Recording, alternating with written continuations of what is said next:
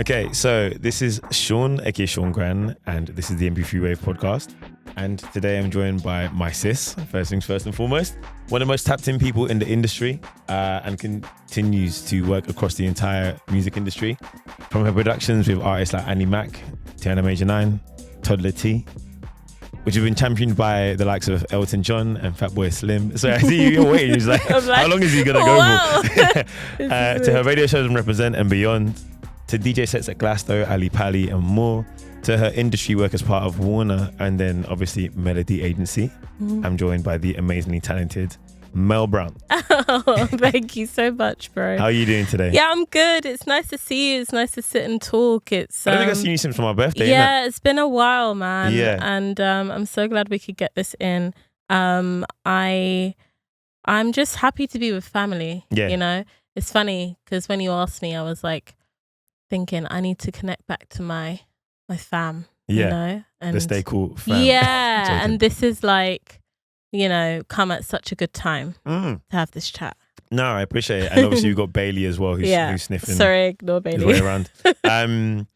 Speaking of birthdays, happy belated. Thank you. How was Budapest? Yeah, Budapest was amazing. I love that festival. It's called Sziget Festival. Yeah. And it's just a blessing to be able to be in another country on your birthday, new year, new kind of, you know, energy, and like play some music that I've been loving recently. So yeah, as birthdays go, that was a beautiful one. What was one song that you've been loving lately that you had to play out in Budapest? You're like, I need to hear this on a sound system. One song. Do you know what? I know it's probably going to sound a little bit mad, but I really wanted to play Spirit.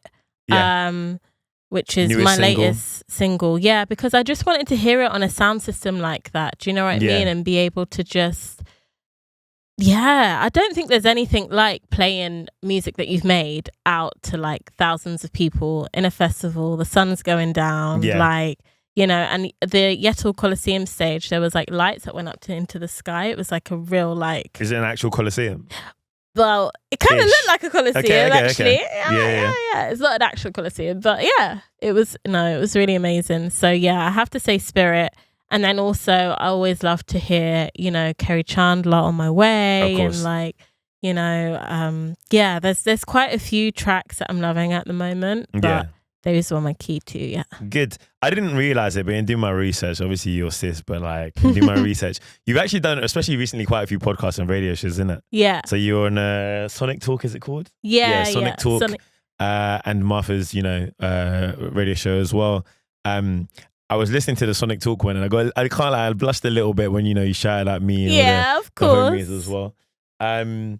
Let's go back and start in your early days. Obviously, you know, you're local, not in terms of here, but in terms of Camden, right? What was life like growing up in Camden town? I think Camden is just like a cultural hub. It's where like a lot of stars are from, and like, I guess the creative scene, the music scene. I think being like going to school, went to Parliament Hill, and then, you know, down the road you've got the Roundhouse. There was so much going on in that area that enabled me to kind of come out my shell and just kind of be the artist that I didn't even know I was going to be in that way. I think that's probably the most important things. But then also there's beautiful parks. There's Primrose Hill, Hampstead Heath, you know, to be able to connect with nature in such a way and be able to have access to that kind of support from, you know, the community and I guess the council with the kind of programs they put on for young people in the music industry and stuff. Yeah. It was, that really did shape my life,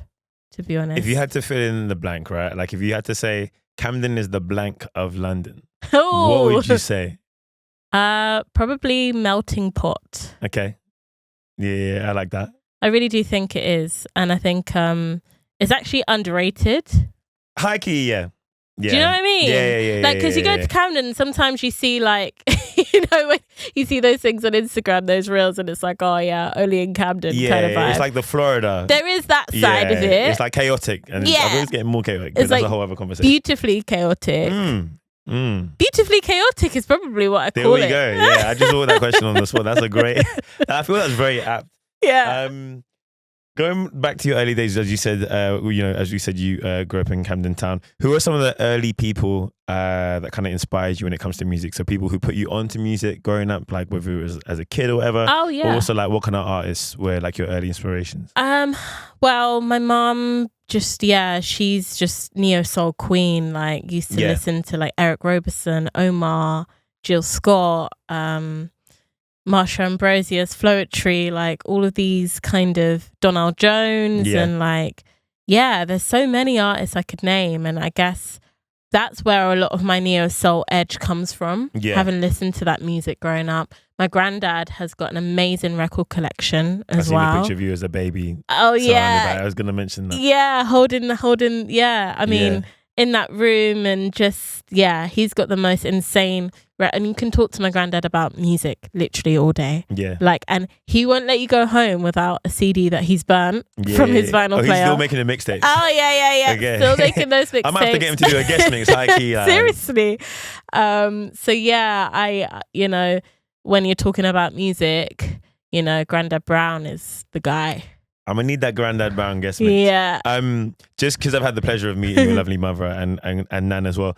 What was your Nan listening to, or was she not really the music person? She is. You know what? It's so funny because my Nan really does love music, and I think she's been such a supportive, person in my life and my career, and I guess just telling me she always says I can sing, right? And she's like, you just need to start singing on your music. And I'm like, Nan, I can't sing. Like, you know what I mean? But like, she's always believed in that and always, listened to a lot of, I guess, rare groove and, the soulful stuff. Nan's a massive fan of Stevie Wonder. Yeah. Actually got to go and see him in Hyde Park recently. Missed that this year, right? Yeah. That was an amazing... I hate myself. It was I'm just taking a video of Bailey because Bailey looks so cute. I want to put it in the podcast. But yeah, go on. He's asleep, yeah. Went to see Stevie Wonder with Mum and Nan this year, and that was a special moment. So I think there's a lot of soul in my family. For sure. Wherever I've turned, there's always been music around me. Yeah. Yeah.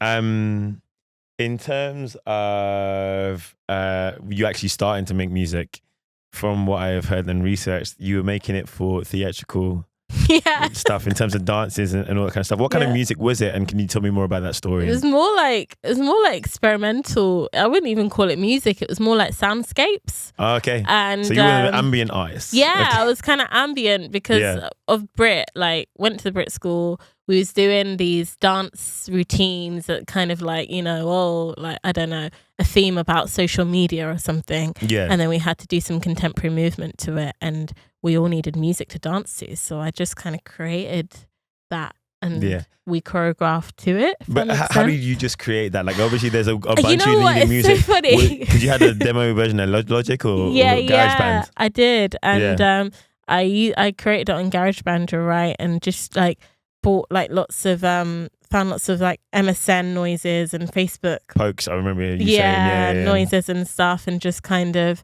weaved it in with some was that part of the concept of the dance? Was it about social media? It was. Yeah. So you do interpretive dance? Yeah, apparently so. I used to. I don't anymore, but yeah. Yeah. So last week I had a guy called Jamie Isaac on. Amazing. He is an all R&B singer who especially started making music about 10 years ago. Yeah. And was like in the same circle as like Ready Snow, King Cruel, all that kind of stuff. He was also a BRIT alumni. So I asked him this, and I'm going to ask you the same question. What was the impact of attending the BRIT School on you? I think it was a freedom. I think it was the ability to feel like the creativity is endless in that way, and it's supported. I think that's why BRIT has created so many stars, as we say, or creative minds, be it in, film and TV behind the scenes, be it Tom Holland in front of the camera, or like people on stage in musical theatre, like Owen Chaponda, Taran Calendar. There's like so many people, like even like Ricky from Ricky, Melvin and Charlie on radio went to BRIT. It's like anywhere you look, Jam Supernova, you know? Really? Like there's lots of different pockets where you can find people from BRIT.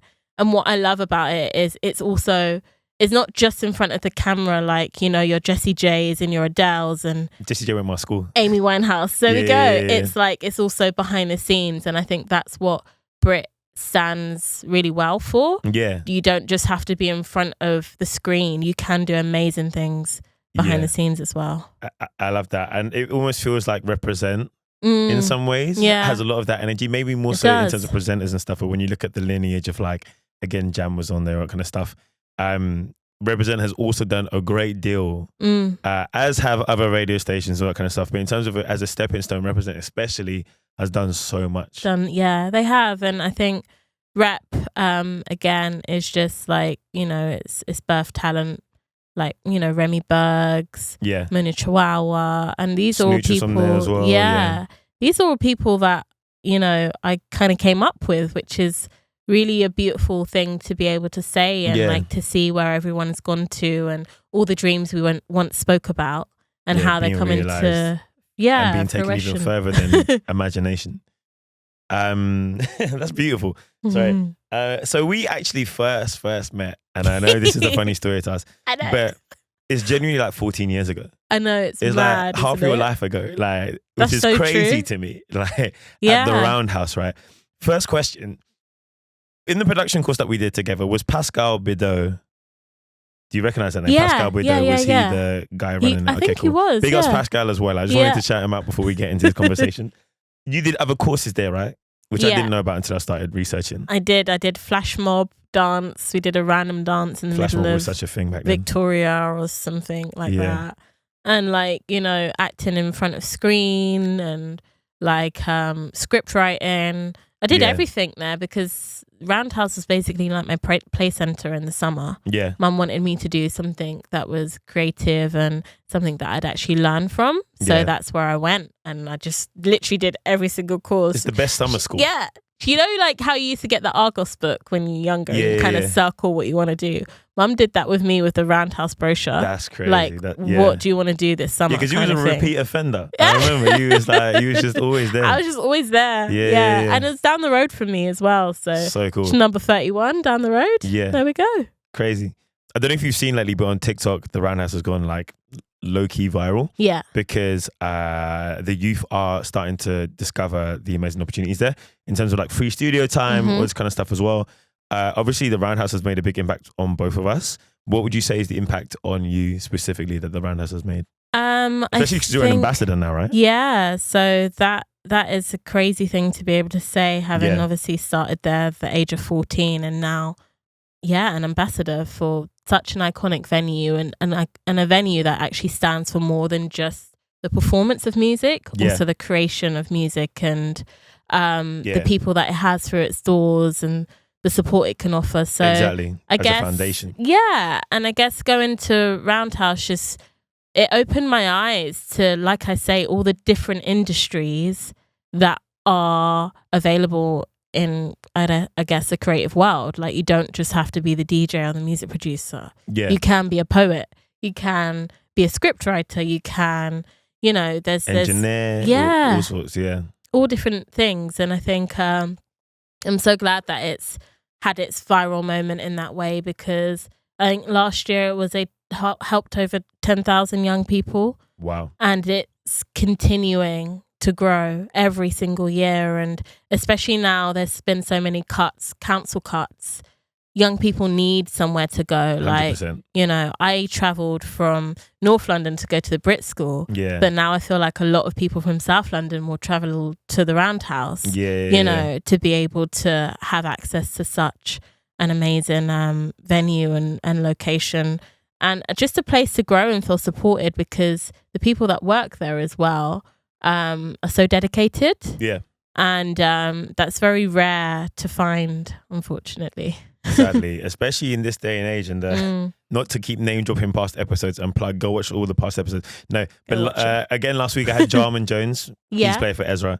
And obviously Ezra are all about community as well. And we talked about the importance of youth clubs, because that's the whole thing as well, because they met through a jazz program called Tomorrow's Warriors. And, I think there is a strong correlation, which is kind of what we talked about, between some of the chaos that we're seeing in the world today, especially in this country, and the lack of opportunities and youth clubs and spaces for young creatives and people who aren't even creative yet, but have yet to realize they are creative, to realize that creativity? I think, it's just important that we as a community keep creating spaces for young people to grow and to support these spaces that already exist. I think is also a major point to say. We have to support what's already here as well. You've been a part of and taken part in a lot of community initiatives and partnerships, from She's the Music to Reprazent Radio. Again, what does the word community mean to you? It means this. It means like family and supporting each other and being able to, I don't know that you can grow and feel supported in what you're doing and actually the journey you're going on together and not doing it alone, because I think the creative industries can be so lonely. Yeah. And without community, you don't really get very far. And it's interesting because I think as you get more successful in your career, you do become more isolated because people won't even know it, but they might start treating you differently, and then, or you might not be able to go to as many things, and then all of a sudden you're not invited, and then do you know what I mean? Like, I think it's just always important to obviously have your core friendship base and, you know, spending time with family and that, but also to create a community around you in this industry that support each other and can bounce off each other, and I need to speak to this person, do you have a contact or stuff like that, just to be able to know that actually no, we're not alone in it. And the reason why we started all the way back in like 2014 is also still the reason that we're still here today and doing what we're doing. Exactly. So, yeah. And that was built on the lineage of the people who paved the way before us. Yeah, there we go. Which is a beautiful cycle, which, you know, it's always about paying it forward. You're known to bring your friends and your family to gigs, as we mentioned already. I believe I met your mum and gran at the Stratford. Yeah. Because you were doing a set there. Yeah, and I think maybe I was after or I was just there for dinner. What's the importance of having them around? How does it feel having them around? I just think it's great to have them experience stuff with me. Sometimes I'm experiencing stuff for the first time, and so are they. Yeah. I took my nan to Defect to Croatia. She's never been to a festival like that before, you know? Yeah. And like, I think it's just beautiful to be able to do that as 3 generations. Them supporting me from, you know, baby, obviously. Yeah. So my baby family, but like, them like always, all the energy they put into me, it's nice to be able to share the fruits of that with them. Yeah. And I'll continue doing that. My nan will be like, no, you don't want me there. I'll be like, yes, Dad, I do. Please come. Like, you know. Miami next grandma. Yeah, exactly. Get ready for the flight. Beautiful. That sense of community extends to, I feel like, every aspect of your journey through this music industry, because you just, you know, you do so many different things within it. When it comes to your music, you know, you've had artists that you've discovered, such as like Ollie Hannaford, Loey, and so forth. What was your process in finding them and, you know, putting them on your music? I guess SoundCloud was a massive part of being able to find up and coming talent, especially Ollie Hannaford. Yeah. That was obviously in the era of where it's like 2016, I believe, maybe even earlier than that. Yeah, and, you know, Tom Mishk and Jordan Mackay and that whole sound was very prominent. And, you know, as an up-and-coming producer, I had that beat and I was just looking for a voice that would fit. And I was like, I really need Tom Mishk on this track. Yeah. But that was obviously like a bit ambitious for me at that, he was starting to like, do you know what I mean? Just like rise above. And then I came across Ollie Hannaford and I was like, wow, this is amazing. And, you know, had him on the Brown and Blue show on Represent. And big ups Brown and Blue. Yeah. And big ups Blue as well. Yeah. Big him up. And it was just like the perfect fit. Do you know what I mean? And I guess also with Loey, came across, you know, some of her music on Spotify, you know, when it does the algorithm, or, you know, you're on the radar and all that kind of stuff. And it kind of found me, and I was just in love with her actual music. A lot of the people that I tend to work with on my songs, I really love their own music, not just their voice. Like, I love the themes they sing about, you know, the tone, the production, everything about it, because I'm like, well, if I'm working with you, I can hear you on a certain beat. Yeah. which is why sometimes I struggle with like consistency and stuff, because sometimes I'll have beats but I can't hear the voice, and so it doesn't get released. Do you ever hear your nan being like, "It's you. Yeah. You need to sing." Yeah, she does. Have you vocal the track? I actually sang harmonies on All the Males, that track. No way. In So the that's background. why. Okay. But you can't really hear it because I got them to turn it way down in the mix. He was like, lower. Turn my headphones down. Turn it down. Turn it down. Yeah, literally. But I usually say I can sing to a singer what I want them to sing. Yeah.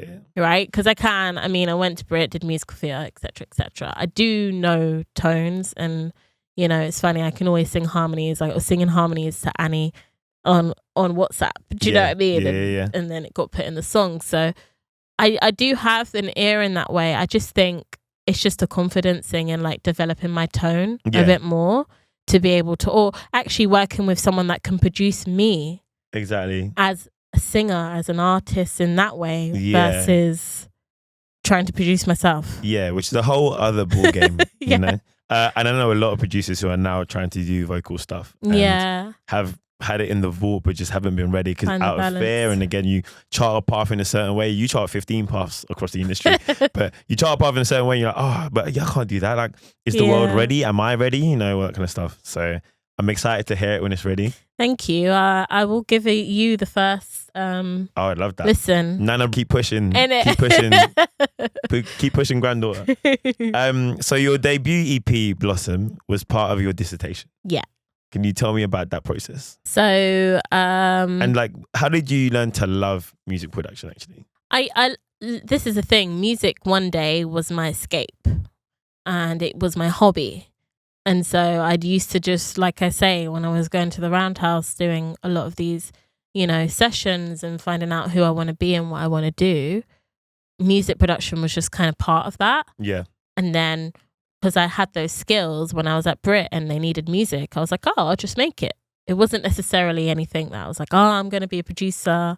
Yeah. And then like when I went to uni, the dissertation, you had to make a project. And I was like, well, if I'm going to make it anyway, I'm going to put my all into it and try and promote it as if, it's my first EP and just use that process and write about it in my dissertation. So it was probably the best place to make music at that time because University of West London. So the studios, you got a certain amount of allocated time each week, I believe, and you could use the credits in the studio for free. And, you know, you could have a session from like, I don't know, sometimes we'd book a session from 11 p.m. till like 7 a.m. Yeah. You know, and just really get used to being in the studio, you know, using the mixing desk, patching in different instruments and stuff like that. And I actually really loved that process and having somewhere where you can feel like you're growing every time you go back there. And that's why I called it Blossom, because it kind of just felt like everything was coming together. I was blossoming as a producer, an artist, a person, going through, you know, the ups and downs of university life and just feeling like, oh, okay, I've come out on the other side. And I feel like I'm ready to like bloom and blossom. So Love that. So through networking, you ended up getting played on One Extra and interviewed by Seán Anderson, right? Yeah. What would you say is the importance of networking, especially back then when, you know, you were like growing in this like bubbling scene? And what advice would you give to young creatives who are looking to make those kind of connections?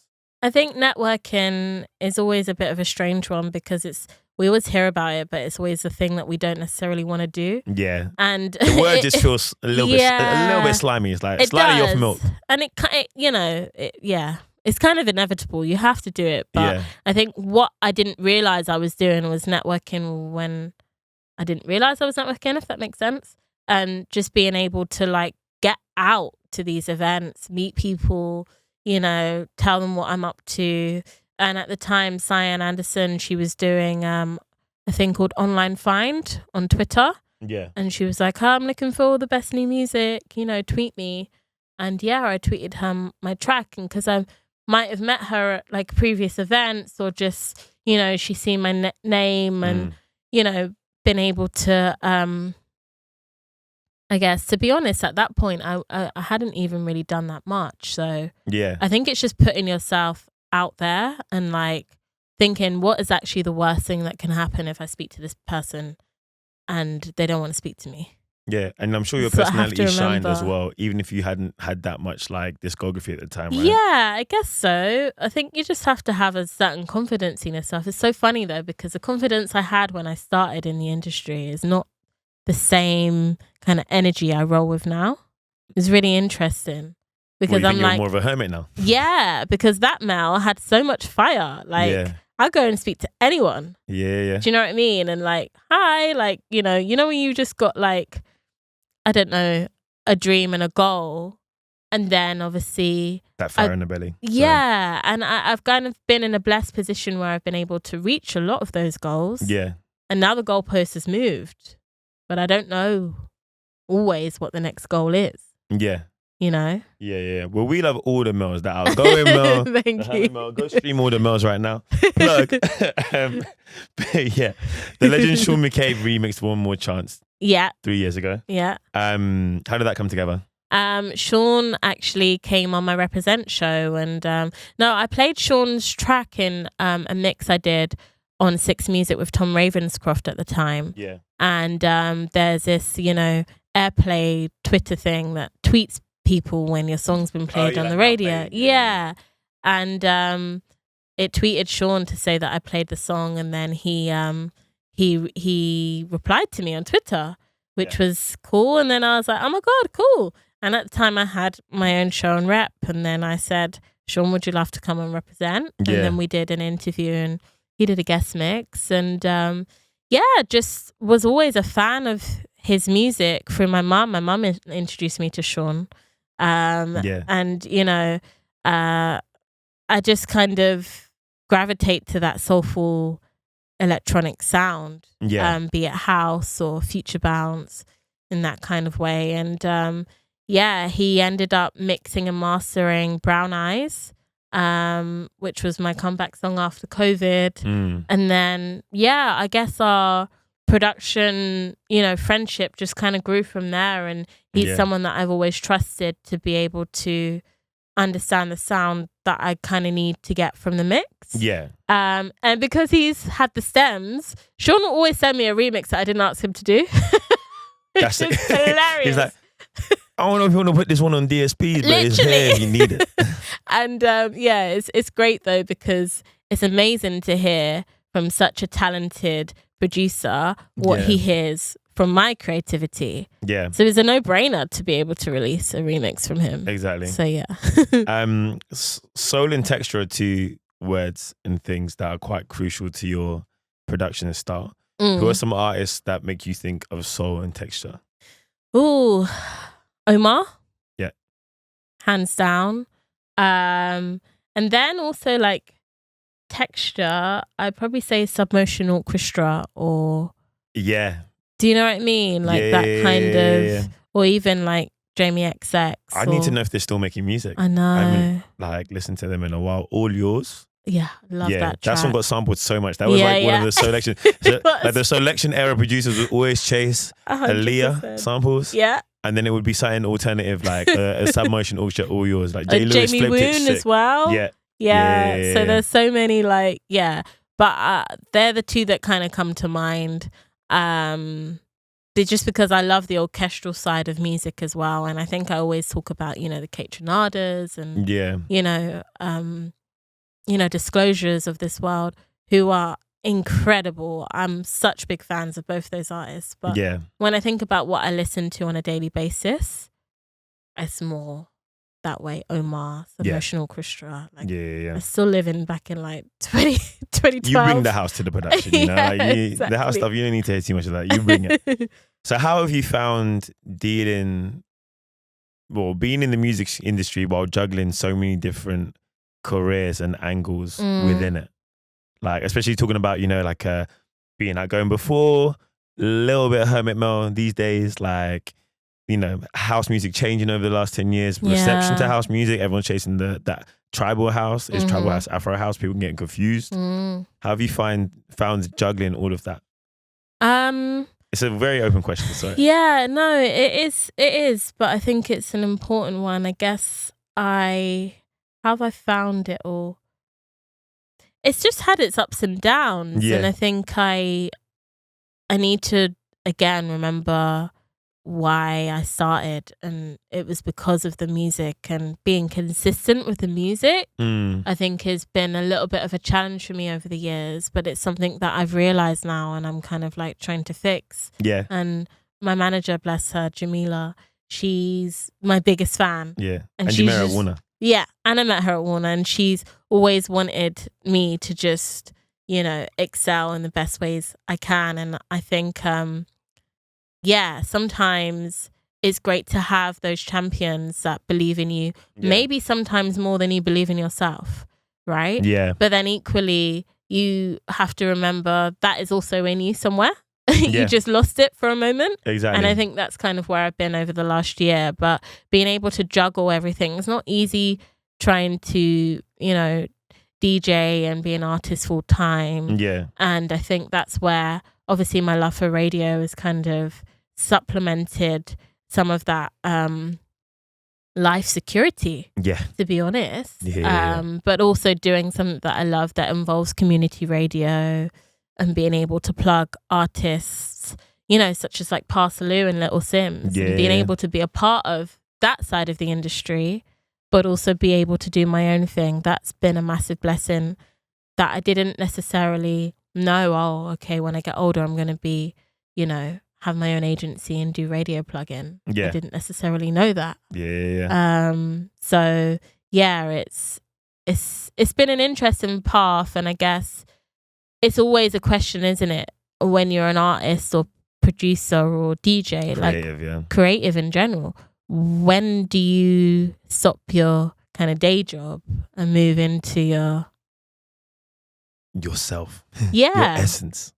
Or also, what I like to think is, why do we have to stop the so-called day job? And why can't the day job be a part of our overall job, our overall curation of music, and our overall love of music and talents in different ways? And I feel like a lot of the time, a lot of the industry just wants you to be one thing, or to, you know, just fit into a box. And I really don't fit into that necessarily, and I think that's where I've struggled a little bit with the two halves of my heart, because I'm like, oh, I want to be, you know, I used to say the female kitchenada, which is so strange now. I'm just making it more awkward just to skip that. But but like, you know, there's an element of me that, you know, loves being on stage, but then there's also an element that loves supporting great music and new talent and developing artists. Which is also what I do in my production. So, yeah. What would you say are the main ways that your sound has changed since you started producing? It's definitely got houseier and clubbier. And I think it's going to potentially go even more that way, but keeping the soul. You know? And I also think sonically, I've been able to find new pockets of I guess house music that I love. I mean, when I was growing up, I didn't like listening to tech house or anything like that, anything too hard. I'd be like, oh, what is this music kind of thing. But as my ears have developed from going out and being in the club and playing, my musical kind of ways or style has also developed. Was it challenging taking your sound in that direction because you might worry about compromising your original sound, and also the tendency of certain producers to follow like the bass side of house, or the techno side of house, because there's a lot of there are a lot of commercial opportunities and a lot of money, frankly, in that style of the sound right now? Was that challenging, or was it kind of like, well, no, I'm just listening to this and I enjoy it, I wonder what it would sound like if I made it? Yeah, I guess it was more of a natural progression of where my sound was always going, because I always used to say neo soul with house influences. And it might have been lower in the mix, but in my head, all I've done is like kind of like turned it up and sped it up a little bit. Do you know what I mean? And it's kind of like that. You listen to any of my tunes, that soul and that groove is still so much there. It's just about being able to also, sometimes I want to play my songs in my own sets.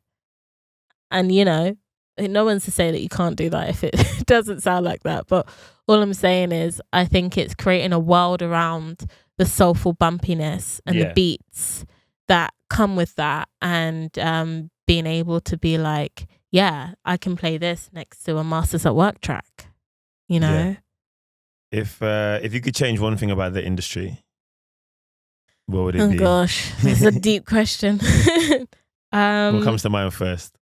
I would change the fickleness of expecting, you know, when like someone's like bubbling and then it's like, oh yeah, they're gonna blow, whatever, and then all the pressure that comes on that artist, and then maybe they haven't necessarily lived up to industry standards or industry expectations per se. Even in terms of their sound, they might just been different. And then, you know, it doesn't go the way that everybody thought it would. And then it's kind of like, oh yeah, nah, their numbers are this, or, you know, that's so however many years ago. I don't like the way that the industry talks about people, because they talk about them, obviously it's a music business. And in my head, I feel like sometimes when I hear conversations about, oh, this X artist has only got X amount of streams, or, you know, monthly listeners being like a statistic that people actually judge anything on. Or this many followers, or, oh yeah, that track came out but it's not streaming very well. I just don't like the way that people can talk about artists like they're not human. Yeah. And the music like it doesn't matter. Yeah. And the music's a product. Yeah. Which in the business it is, but if you knew how much goes into making that music and the trials and tribulations of being an artist and being able to sustain a career, the risk of the X amount of time, and then obviously, you know, it's interesting because I think a lot of the industry is kind of reactive versus proactive.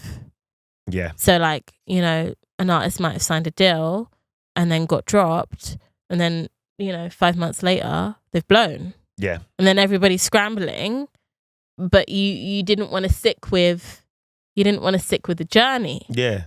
And you wanted this success instantly. Yeah. And so that's where they're the kind of parts of the industry that I wish I could change. And I don't even think people even mean it.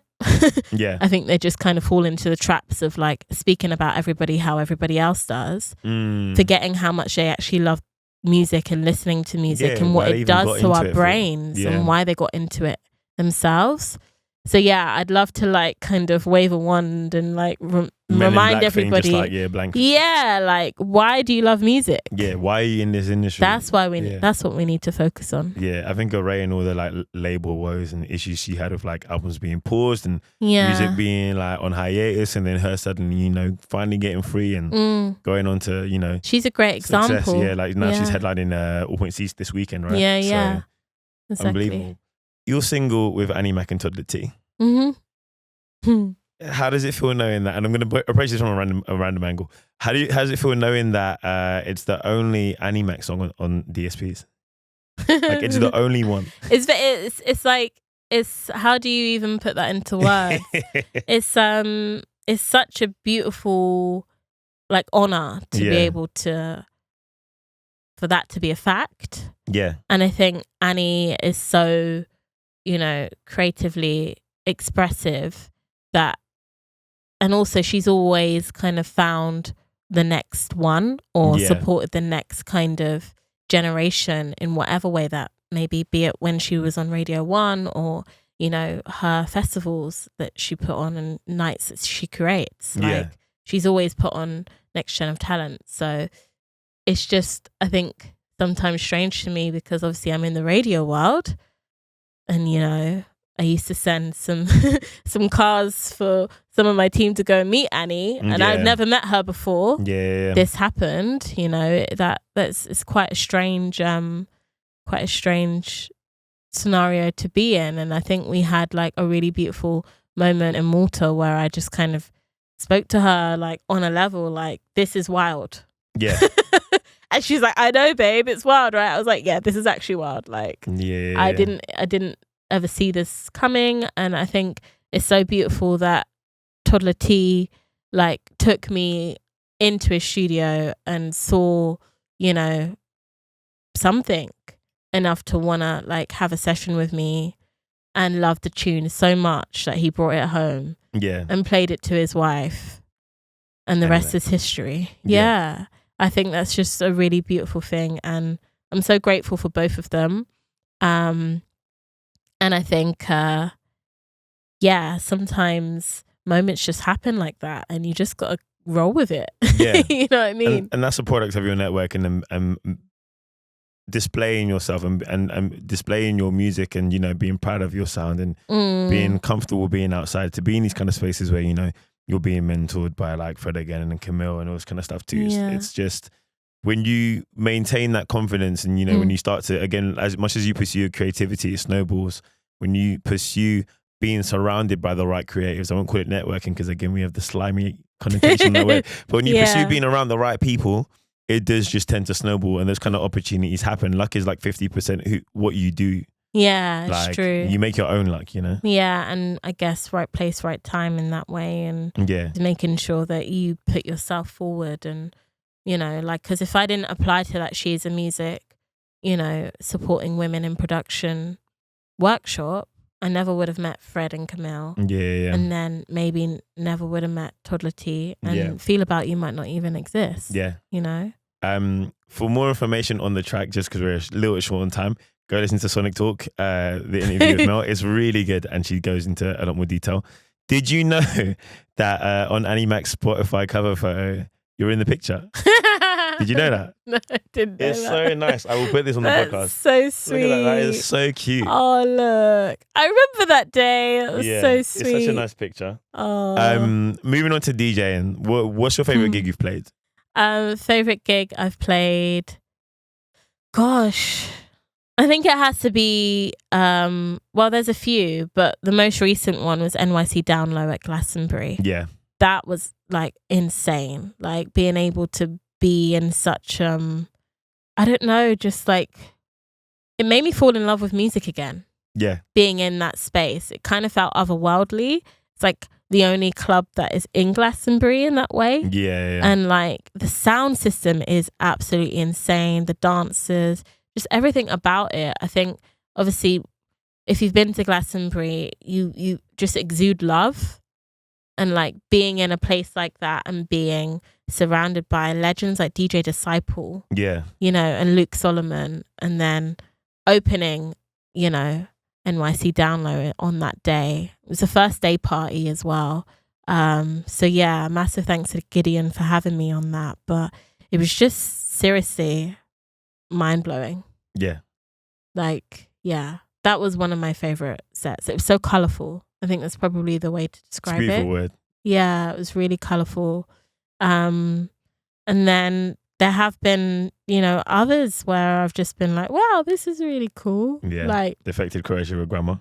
Yeah, that. But then also, like, I think back to the days of like when we was like doing our thing, like, you know, some of the Brown and Blue gigs that I've done, and like it's so interesting. Obviously, I've played, you know, some of the best clubs in the world, which is amazing to be able to say, but I also kind of cherish the moments of the sets that I was playing when I was learning and like figuring it all out. You know, for sure. And those are so important as well, because that was such a special time when us creatives in London were doing our own thing, and there was a certain energy there that it's not that it's different now, it is that it's different, but it was just a certain type of creative energy where everyone was pushing visibly. It's so funny because I think one of my favorite ever nights was when I did the Intersection launch party, EP launch party in the Ministry. Which is around the corner from here. And it was like, whoa, that is just, that was such a great night, being able to create my own lineup,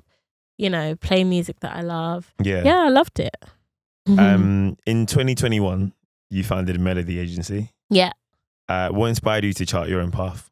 I just kind of like enjoyed the freedom that kind of came with that, and I think, you know, being able to be in charge of my next steps career wise, and being able to work within reason, whoever I want in that way, and craft Mellody into something that was needed in the industry. I think, community radio plays such a massive part in the infrastructure of music, and I don't even think people even realize how much it does and can populate and create and support artists. So yeah, the fact that obviously I've come from community radio and being able to then, take it on and I guess create a world that can funnel new artists through to the places that they need to be, can be that stepping stone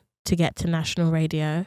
That's a really special thing. And I think Mellody is my baby, and I guess it's kind of one of those things where, because you're so protective over it, however you grow it needs to be right. And I think in my head, I see it, being able to do consultancy, marketing campaigns and stuff, being able to maybe look into artist development, and also then, workshops and helping the younger generation, and maybe even collaborating with Roundhouse and doing something like that with it. So yeah. Beautiful. What would you say is the biggest misconception about you? Oh, that's a good question, Seán. Biggest I've always loved asking that one. I brought that back from our old interviews. Oh my gosh. If it's a deep one, we can move on, No, I just don't know. I mean, that's it, yeah. What do you think it is? Literally, Jamie Isaac asked me this last week, and I had to give a few different examples. Obviously, being light-skinned in school, there was always misconceptions about the type of person I was. People thinking that I commit to things and they just go well, and I'm a risk taker and all that kind of stuff. I don't see myself that way, because I've always wanted to drop music, and I've not done that yet. Blue gets onto me all the time about you've been saying it for so long. So I know it's gonna happen, and that's part of this. Because I'm leaving TikTok, right? So I'm just gonna take a year off and just chase this. But yeah, think about it. In the meantime, I'm gonna ask you, what can we expect from you in the next few months and in the future? Yeah, it's a good question. I think I need to know what I expect from me in the next few months in the future. I am back in the studio. Yeah. And that's just the best feeling. I didn't realize how long I'd been away from it. And I was in with my bro, Sweet Escape, amazing DJ and producer. And it was just a raw energy that just kind of, I was like, oh my gosh, why haven't I done this in so long? Yeah. Do you know what I mean? I feel like you have that, you kind of take a break, or you feel a little bit because when you gave me the Dido remix for the selection mix I did, you're like, oh, this has helped me get back into it. Then you have that thing that kind of it's like Inception, where they have the totem. It's the thing that kind of pulls you back into, gets you grounded again. The thing that gives you that spark. Yeah. So it's just new music, and it's just do you know what? I'm not actually ready to give up on myself yet. Yeah. That's what I've realized. There's no reason to. You continue prospering. I know, but internally, I say, it's a different battle. Internally, and I think maybe that's probably the biggest misconception. People look at me and be like, "Oh, she's really confident. She's killing it. She's this. She's that." And inside, I'm just like, meh. Yeah. Yeah. It's a shame we don't have more time to get into that. I guess, I don't exactly know where it comes from. Yeah. But I know it's there, and it's just about, I guess, being able to lean in and actually maybe look at what childhood Melle would have said to this Melle. Yeah, exactly. Because she had so many big dreams. Yeah, innocence, wasn't jaded, didn't see the dark side of the world we live in. If I was in uni and I was looking at myself now, what would I think? And how much inspired would I be by myself? So I just need to try and that's the biggest misconception. We need Danny to poke you a little bit more. Yeah. Cool. That's it for the interview. But thank you so much for being here. I feel like we need to do a part 2 eventually. Yeah. Thank you so much. Thank you, Seán. And also, I'm just so proud of you. And you know what? You're one of those people that keeps finding new ways to connect community or to speak to people and to actually share your soul and your thoughts with us. And you did it so effortlessly with Stay Cool. And I think this next chapter, you're going to connect with even more people who will love you as much as we already do. And, you know, I just wish you all the best, because it's really brave to be able to say, actually, no, I'm going to drop everything and go for this thing, you know, and you always manage to inspire whoever you're around. So thank you for that. That's very kind of you. I was not... Yeah, that's very sweet of you, but It's I appreciate true. you lot, and I'm grateful to have you on as one of the first guests as well. It means a lot. Thank you. Thanks yeah. for having me and Bailey. No, my pleasure. And big ups, Bailey. Bailey, did you enjoy that?